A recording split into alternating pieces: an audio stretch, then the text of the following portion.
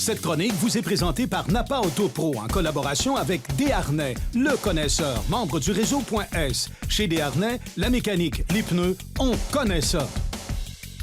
Nous sommes présentement chez Desharnais Pneus Mécaniques. Je suis en compagnie de Jean-Guy Roy. Salut Jean-Guy. Salut Daniel. Alors Jean-Guy, aujourd'hui, on va parler de différents sujets. On va parler d'échappement, on va parler aussi de courroie parce que on y pense pas à courroie, mais c'est vraiment important pour notre moteur. Oui, absolument, parce que si cette courroie-là lâche, se rupture, casse, à ce moment-là, on perd vraiment le moteur, là, parce que le système pour la pompe à l'eau, après ça, l'alternateur, et tous les pièces composantes qui ont besoin d'être entraînées par notre courroie va s'arrêter. Donc, c'est sûr qu'on ne fera pas long que notre moteur va arrêter. Il va surchauffer et on n'aura plus de courant.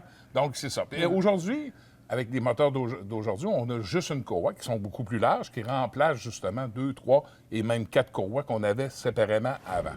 Donc ça, c'est pour la courroie pour les accessoires. Après ça, on a la courroie pour la plupart des véhicules, on appelle ça une courroie de distribution, communément appelée timing belt, qui fait justement synchroniser l'ouverture et la fermeture des valves d'admission et d'échappement par rapport à la position des pistons dans les cylindres. Cette fameuse courroie-là, elle ne peut pas casser. il ne faut pas qu'elle casse. Parce que la plupart des moteurs, pas tous, mais en grande partie, beaucoup de moteurs, à ce moment-là, la clairance entre la tête du piston quand il est vraiment en compression et l'ouverture de la valve fait en sorte qu'il peut rentrer en contact et ce qui se produit, c'est que la valve va crochir. Et là, c'est des dommages majeurs. C'est majeur. C'est une réparation majeure. Donc, cette courroie-là, est difficilement accessible. Donc, on y va avec une cédule d'entretien.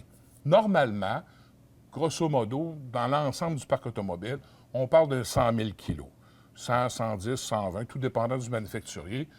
Mais disons que si on veut être sécuritaire, 100 000 km, on ne prend pas de chance, puis on va avoir la tête libre de pour un autre 100 000 km. C'est ça, exactement. Et quand on remplace cette courroie-là, bien, la plupart du temps, on va en profiter également pour remplacer la pompe à l'eau, parce qu'on va l'avoir carrément dans les mains. Donc, on sauve sur la main-d'œuvre. Et justement aussi, on fait une prévention. Parce qu'imaginez-vous que quand on remplace cette courroie-là, qui est l'intervention qui est quand même assez de temps pour se rendre là, et qu'on laisse cette pompe à l'eau-là, qui a 100 000 kilos, bien, à ce moment-là, elle peut se mettre à couler la semaine suivante. Ça serait choquant parce qu'il faudra recommencer notre travail. Recommencer tout le travail. Donc, il est fortement recommandé de changer. Et également, souvent, la plupart de certains véhicules qu'on rencontre aussi, il va y avoir un tensionneur sur cette courroie-là. Et ce tensionneur-là, la plupart du temps, on va le remplacer également, justement parce que c'est lui qui va nous assurer toujours un bon ajustement, une bonne tension pour cette courroie-là, pour qu'il fasse son 100 000 kilos sans aucune inquiétude. Après ça, les autres courroies à l'extérieur qu'on voit avec la courroie maîtresse, la multicourroie, elle aussi est munie avec un tensionneur. Puis le tensionneur, c'est important qu'il soit remplacé parce qu'il vient fatiguer, lui. Quand normalement notre courroie est usée, est prête à changer, la plupart du temps, le mécanicien peut le vérifier, le technicien va le vérifier, voir s'il travaille bien, si la tension est bonne.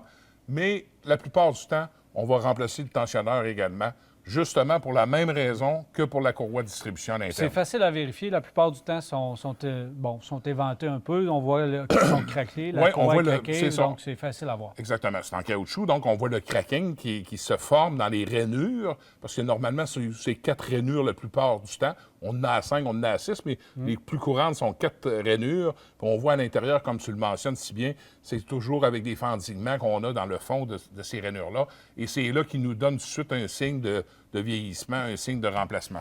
Tu veux me parler du système d'échappement, mais ça, c'est pas compliqué. L'auto fait du bruit ou elle fait pas de bruit. Oui, mais c'est un petit peu plus compliqué que ça. Ah ouais? Oui. Le système d'échappement, c'est qu'on a 2 pièces composantes qui sont sournoises un petit peu au niveau des performances du moteur. On parle d'une sonde d'oxygène qui est située en avant du catalyseur et le catalyseur en tant que tel lui-même. Le catalyseur, on sait qu'on a des pierres volcaniques à l'intérieur de ça qui brûlent le mélange air-essence qui n'a pas été consommé à l'avant dans le moteur, va finir de se consommer à ce niveau-là. Et ce catalyseur-là, s'il ne fait pas bien son travail, à la longue, il peut s'obstruer. Et ça va réduire nos performances du moteur, un moteur qui va consommer davantage, et en plus aussi avoir une surchauffe dans le système d'échappement. C'est un filtre haute température. Exactement. Puis à même titre, votre sonde d'oxygène, cette sonde-là qui prend justement l'échantillonnage de ce qui sort de votre moteur dans l'échappement et à ce moment-là, envoie un signal à l'ordinateur de bord et c'est lui qui va équilibrer votre mélange air-essence. Donc, vous voyez qu'on a un intercepteur sur la ligne et puis les sondes d'oxygène, il y a beaucoup de voitures qui en ont 2 et 3 même, et même 4 sondes qu'on peut voir sur un système, justement pour prendre cet échantillonnage-là. Et c'est avec ça qu'on bâtit la combustion appropriée dans votre moteur. Si ces sondes-là ne travaillent pas bien, à ce moment-là, notre performance du moteur ne sera pas bonne. Donc, le système d'échappement, puis pourquoi que l'hiver, c'est important de partir avec notre système d'échappement approprié à l'ordre, c'est parce que justement, on fait réchauffer notre véhicule davantage et on marche à des températures différentes. Donc, lui, il travaille très fort. Les sondes d'oxygène en hiver, ça travaille encore plus fort qu'en été, parce qu'en été, on est dans une température qui est plus stable, plus ambiante, avec une bonne chaleur constante. À ce moment-là, le moteur va s'ajuster à ça, puis il va rouler avec ça. En hiver, c'est pas le cas. On a des up and down qui sont vraiment prononcés, et ça nous prend un système qui est en bonne condition. Merci beaucoup, Jean-Guy. Au plaisir.